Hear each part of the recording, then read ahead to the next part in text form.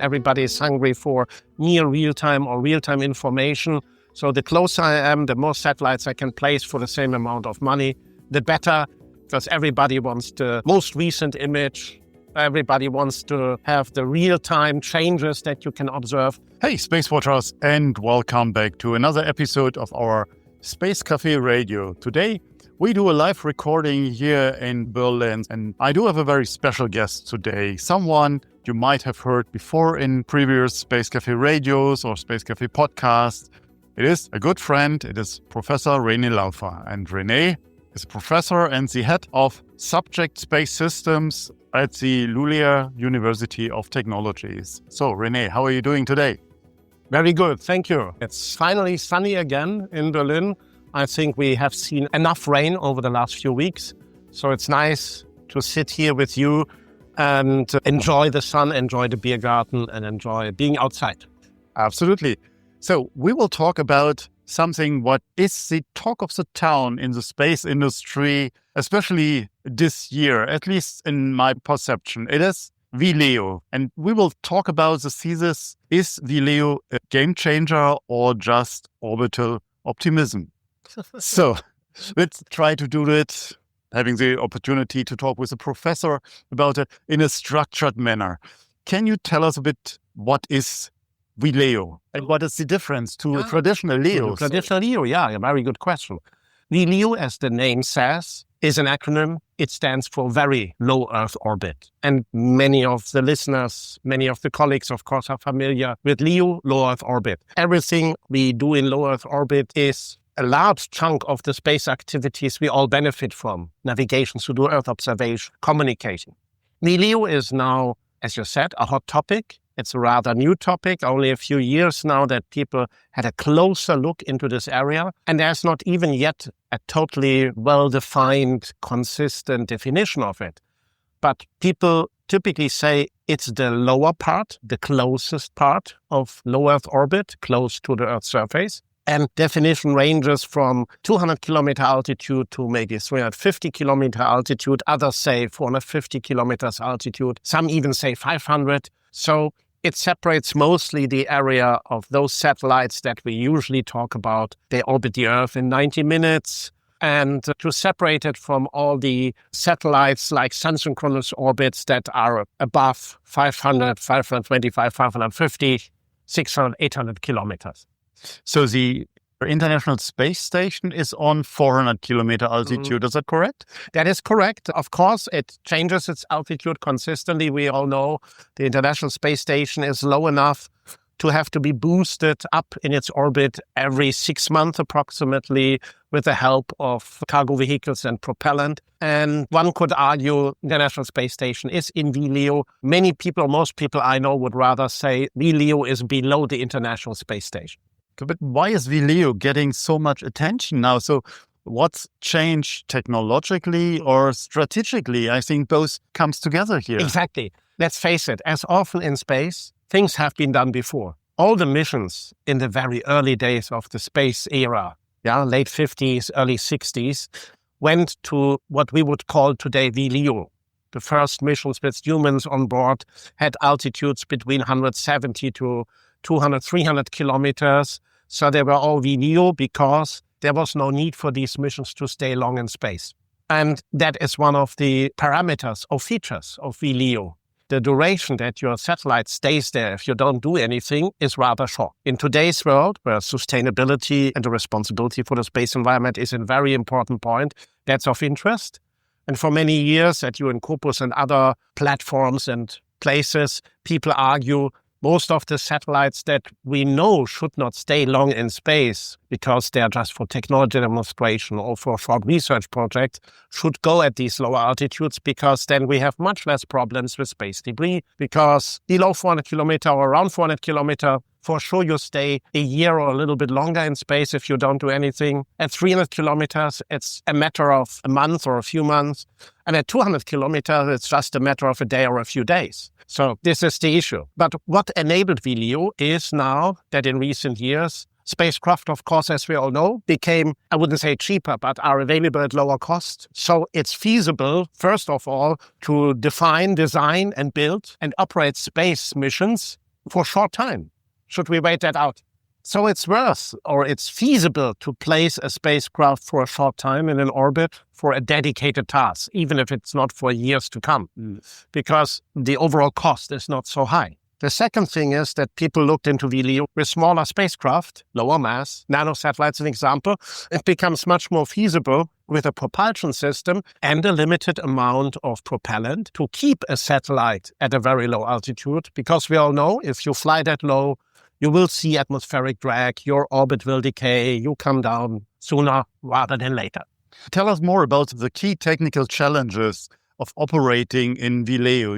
You talked about drag, you talked about the material with a higher atmosphere. I'm not sure if we can talk about atmosphere on that altitude already, but it comes with challenges. Otherwise, it has been done before. Yes. We come from a 50 years era of GEO. Now, LEO, the last 10 years are in the orbits 500 to whatever 1,000 kilometers in the majority, and now VLEO is a part. So as you said, historically, we started there, and now we are coming back. But again, tell us more about the technical challenges. Of course, the technical challenges are threefold. One is, how can I stay longer in this orbit? Because typically, I don't just want to fly a mission for a few days or a few weeks. So how can I stay longer? And that means I need propulsion.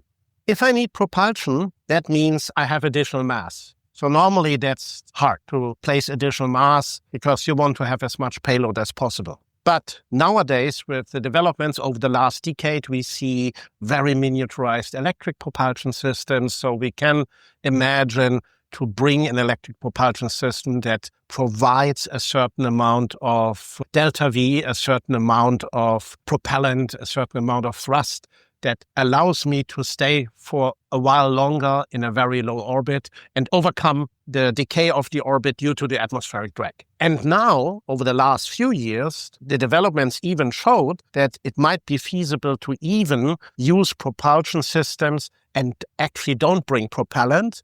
And that's the development of air-breathing electric propulsion systems. So as you mentioned before, is it even imaginable that we can call this an atmosphere? What's up there? It's enough remaining atmosphere that you find enough gas around you that you can collect that and use it as propellant for your electric propulsion system. Imagine that. How cool is that? Interesting. When we talk about air-breathing electric propulsion system, then we'll find a way to take what's there in remaining atmosphere, as thin as it is, to take these few molecules, gas molecules, and take them in an intake at your spacecraft and use this little bit of gas molecules as propellant for your electric propulsion system and create the thrust that keeps your satellite up there for longer than just a few days or a few weeks. And that's a very cool development that we have not seen 20 years ago. But now, over the last few years, there were even initial demonstrations, proofs of concept. So now we can think about, okay, let's place a satellite there. You don't have to bring the propellant. You bring the propulsion system and you use your environment in situ resource utilization at its best and run your satellite and keep it in orbit for a while longer. What are the satellite sizes that we're talking about for this kind of missions? Because, as you said, a CubeSat would be nice, but then it will be burned within a day or so, or in a very short time frame. So are these bigger satellites then? And then where's the equilibrium of this equation? Okay, that's currently hard to say, but all the demonstration in recent years used very small satellites. We talk about nanosatellites, multi-unit CubeSats, small microsatellites, and that's anyway the tendency. You know this best. You talk many times about that. We see this small satellite revolution that's really took place already. So we see that the majority of satellites today are small satellites, be it nanosatellites or smaller microsatellites, sometimes mini satellites. And all of these sizes are imaginable. But we talk, as you spoke about, small satellites beyond the 3U. So we talk about 50, 100, 200 kilograms, still considered as small satellites. Yeah. Again, there is also no international fixed, well-defined standard. But I think we talked 5 years ago when we talked the first time at the Space Café about small satellites. Then I said internationally, the IAA is internationally accepted that, an example, satellites below 500 kilograms are considered small satellites. So this gives a wide range from the 1 kilogram CubeSat to the 500 kilogram mini satellite. But anyway, this is one of the technical trends. And you asked me, what is the equilibrium? The equilibrium is the available technology. That's another development that made VLEO possible. The miniaturization, satellite systems, commercial off-the-shelf available, and also the miniaturization of payloads. Because why do we do VLEO? Because it's application-driven. The interest in VLEO is application-driven by Earth observation, defense application, by communication, by navigation, because it has an advantage. If your satellite is only 200 kilometers above you or 250 kilometers instead of 800 kilometers. Let's park that for a second. What about the space debris and the operational safety in this orbit? Because that's where it's literally dense. Yes. Actually, no. So this is one of the advantages, because if you fly so low, everything that is not actively preventing from coming down, to say so, is coming down very quickly. So if you fly between 200 and 300 kilometers, as some applications do, example for gravitational measurements, we have seen this, then you stay there between a few days and a few weeks. So it's a very natural environment that cleans itself up much faster than what we see at higher altitudes where we accumulate that. So actually, it is an advantage to fly there because there's much less around you because it doesn't stay that long, while you try to keep your satellite longer there. But it means we are cleaning the orbit, the low orbit, and polluting the atmosphere.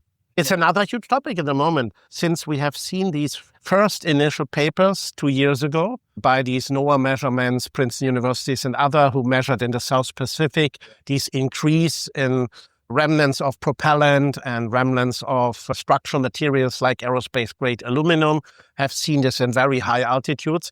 You're absolutely right. And this is the other half of the responsibility in terms of space sustainability. It's not only about the orbits, it's also about what do we bring back, what do we let burn up, and what's our responsibility in times of almost exponential growth in satellite launches and satellites regarding our own atmosphere. You're absolutely right. And of course, that's another point in VLEO, and that brings us to the other challenge here, which is if we want to place more satellites there, and in general for satellites, we have to think about responsible demisability of a satellite. How can we design a satellite in structure and used materials in a way that there is no remaining materials when they burn up? And the use of materials that don't pollute afterwards with nano-sized particles, aerosol-sized particles. Now it's a good time to talk about the opportunities and let the beast out. So what are the main advantages of VLEO? You talked about the obvious ones, so maybe you can go into the details. And there's no surprise when it comes to the applications, because these are the hot applications everybody is interested in. It's pointing, navigation, timing, PNT, it's communication, and it's Earth observation. And one of the reasons, of course, is physics. As we always say, don't try to break the laws of physics, it won't work. So it's the physics. If you're closer, an example, the closer you are with satellite communication example, you need less power. Your satellite systems can be smaller. Your systems on the ground can be smaller, antenna size and terminal size, and you need less power because this is not a linear effect. This goes with the square root of the distance. So if I'm 200 kilometers, I need above the Earth's surface, I need significantly less power and size of communication systems compared to flying it in 800 kilometers or 36,000 kilometers. We all know that. So that makes it, of course, very interesting because it means we all know that if I build my satellite smaller and I can get these parts on the market, mass is equivalent to funding, equivalent to money. My satellites become cheaper. I can offer the service cheaper, or I can provide more satellites for better service for the same price. So no surprise, the satellite communication people are very interested in this. Earth observation, the same. Yeah, I was about to say optics. Earth observation, the same. Smaller optics needed for a still reasonably high resolution because I'm much closer. And of course, that's interesting for all these applications because everybody is hungry for higher resolution. Everybody is hungry for near real-time or real-time information. So the closer I am, the more satellites I can place for the same amount of money, the better, because everybody wants the most recent image. Everybody wants to have the real-time changes that you can observe. And of course, we see this in crisis situations, natural disasters, or in the defense sector. You want to have the best information in the shortest amount of time possible in the highest resolution.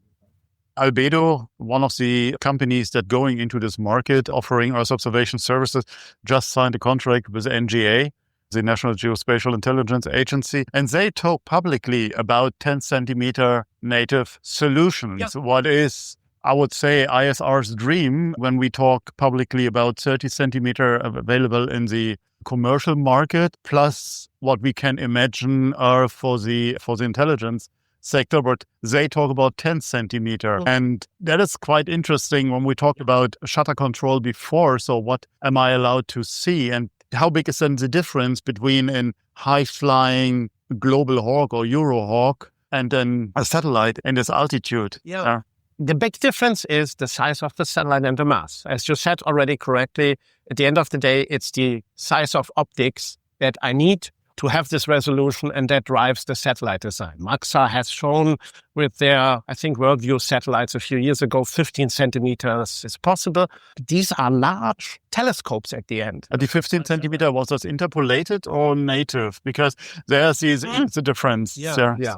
I don't recall, but could be one of the two. But nevertheless, when you look at the satellites, these are much bigger satellites. We talk about several hundred kilograms and then even more, because there is basically a big telescope inside. It's like today you see sports journalists on a football field with these big lenses and their camera, because you need these large optics to get from 800 kilometer altitude down to the ground and have this resolution.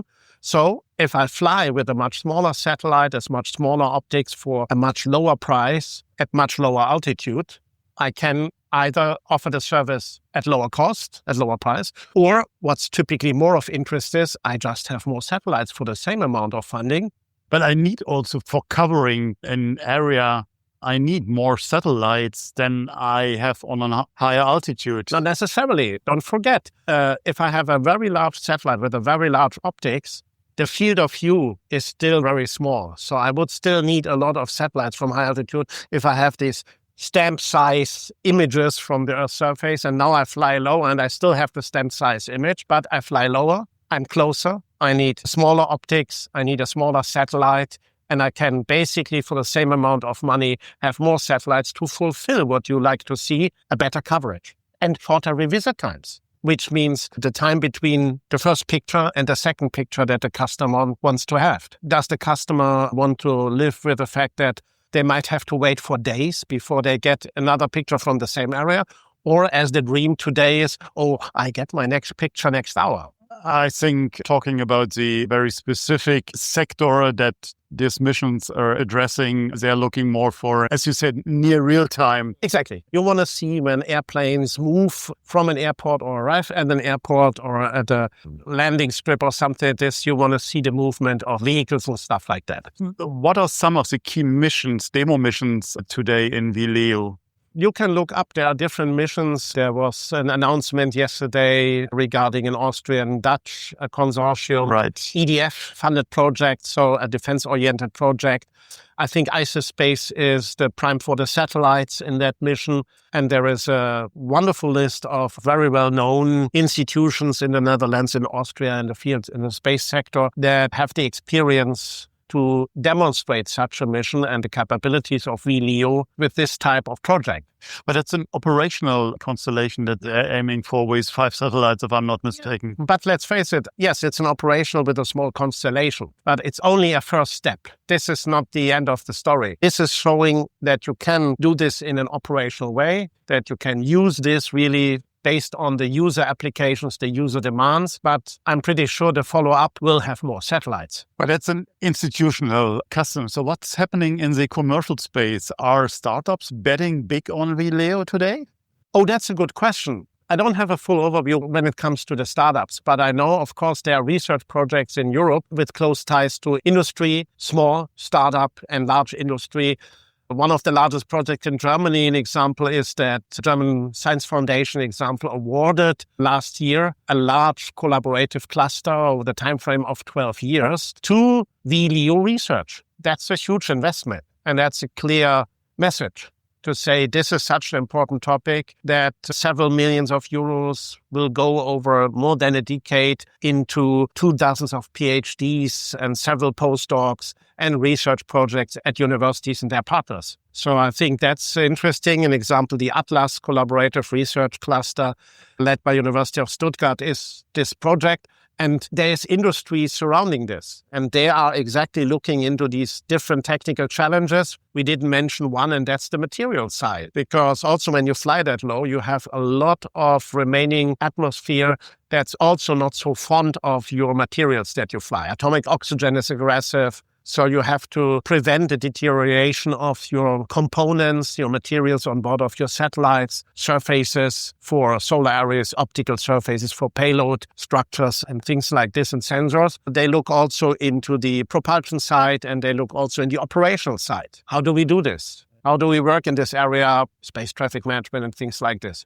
How's your university contributing to this field in terms of research? So I'm part of the International Scientific Committee of this DFG, German Science Foundation Collaborative Cluster. As it is common nowadays with these large clusters, there is a demand in accompanying international reviewing and advice. So I'm one of the international advisors for this project for the years to come. So that is, of course, due to the fact that we are also interested in these activities. We worked closely already with the colleagues in Stuttgart when it came to flying miniaturized electric propulsion system in nanosatellites, as we did a few years ago already together with Sapienza University in Rome. And of course, due to S-Range Space Center and the capabilities, we're always interested also in missions that are at the edge of either flying very low or even doing atmospheric entry. Randomizability for us is actually a research topic that we do now over the last almost 5 years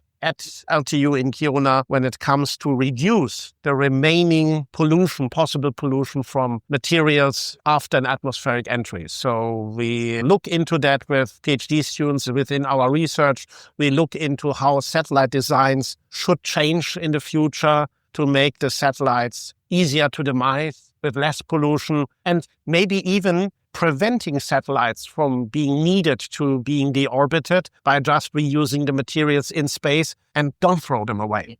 So I hear from you that Europe is quite well positioned in this field. I think internationally, yes, because we have seen even demonstration missions like the EU-funded Discover project a few years ago, right around the pandemic times, together with partners from outside of Europe, but mostly European partners, and several other demonstration missions. So I think this is one of the fields where we are at the same eye level than everyone else globally who is interested in the field. And I think, as you said in the very beginning, to come back and conclude with that, it's a hot topic. Yeah. So it's good that Europe picked that up early and that we have the competence in Europe to do missions, to do great developments and to do interesting stuff in paving the way for VLEO missions for science and commercial use. So as we're here in Europe and things are not at the speed of light sometimes, so why should policymakers and investors care about VLEO now? Because now is the time to be ahead a few years of the competition by picking up the ongoing research and the early results from that. Because what happens in the next few years is paving the way for first demonstration missions and missions enabling initial commercial use. And we all know in many high-tech fields, space is the same. There is no way that you ever can prevent that you keep technology exclusively for you. It's just being always ahead a few years of the competition. So starting now, talking with respective researchers and the institutions who do development in that field will give you the edge to be ahead of the competition if you start now talking to the researchers. René, thank you very much for your time. It was a very interesting conversation about this very hot topic in LEO. Any final thoughts from your end? I think VLEO is cool. Thank you. If you have further questions, reach out to us at radio@SpaceWatch.Global.